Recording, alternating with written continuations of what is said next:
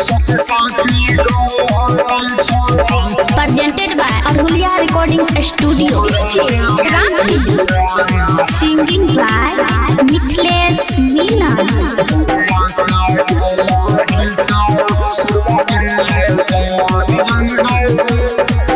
जहिया से छोड़ के गलही ससुरहबा पियबा के पाके भूला गलही गे जान।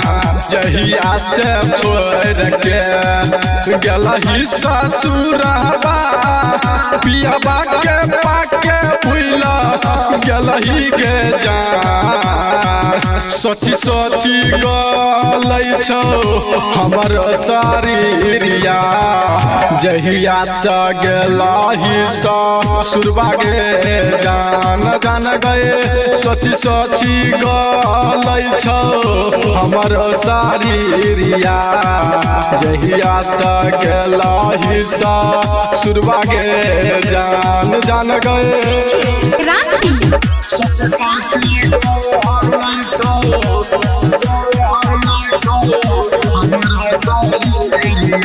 Presented by Adhulia Recording Studio. जियते जी दुख हमारा दलही तू भारी बना दलही जान हमारा रोड के भिखारी।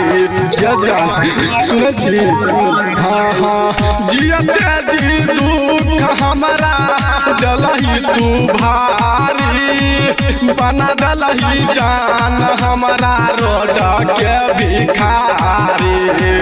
भेलो कौन कसूर गे छोड़ के गलही दूर गे पोइनी के सैया वाला सरिया गे जान जान गए। सोची सोची गलै छौ हमरो शरीरिया जहिया से गेलही ससुरबा गे जान।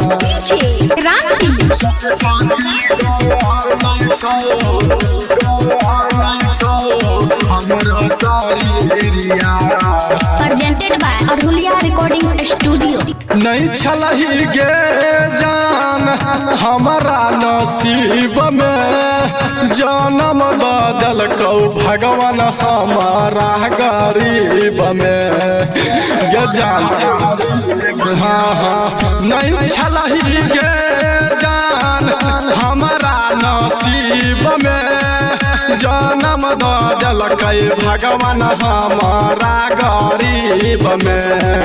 मिथिलेश मिलन सनजीत सबरिया के छोइरा के गेलही तू दूर गे जान जान गए। सोची सोची गलै छौ हमरो शरीरिया जहिया से गेलही ससुरबा गे जान।